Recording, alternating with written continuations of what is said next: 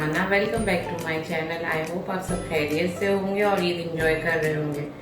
तो ईद हो और शीर खुरमा ना हो, ये कैसे हो सकता है। तो यूजुअली हमारे घरों में शीर खुरमा जो बनता है उसमें हम छवारे यूज़ करते हैं, मगर मैं आज बना रही हूँ फ्रेश डेट्स के साथ। आई होप आपको ये रेसिपी अच्छी लगेगी। तो स्टार्ट करते हैं रेसिपी। आते हैं जी इंग्रेडिएंट्स की तरफ। मैंने लिया है 500 ml मिल्क। सवैयाँ हैं हमारे पास, इनको मैंने छोटा छोटा तोड़ लिया है इस तरह से। 2 टेबलस्पून हमारे पास शुगर है। गार्निश के लिए हमारे पास बादाम पिस्ते हैं। 4 फ्रेश डेट्स हैं। इलायची है 4 दाने और 2 चम्मच घी है। पैन रख दीजिए चूल्हे पे।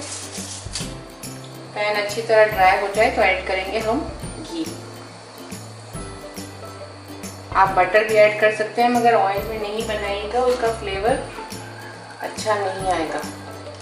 अब घी गरम हो गया है, हम ऐड करेंगे इलायची।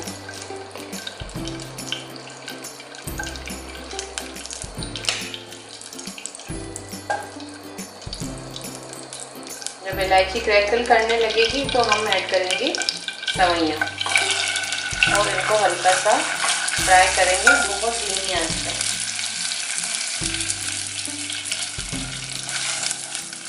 हल्का सा गोल्डन ब्राउन करना है हमें।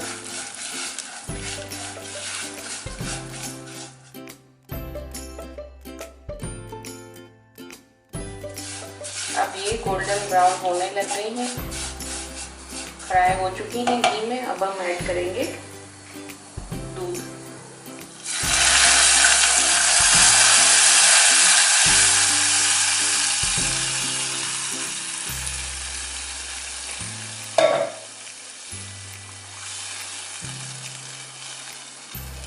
दूध हमने ऐड कर दिया है। अब हम ऐड करेंगे इसमें ये जो हमने खजूरें ली थी, इसके हमने बीज निकाल लिए हैं और इसको 2 हिस्सों में करके इस तरह से मैं ऐड कर दूंगी।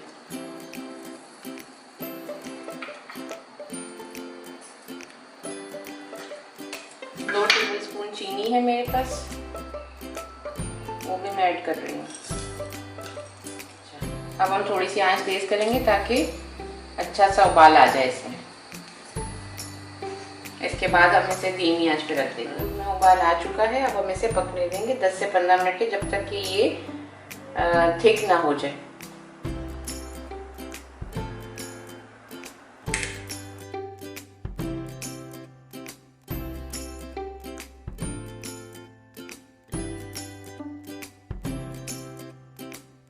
अच्छा जी, अब आप देख सकते हैं कि ये अच्छा खासा गाढ़ा हो चुका है।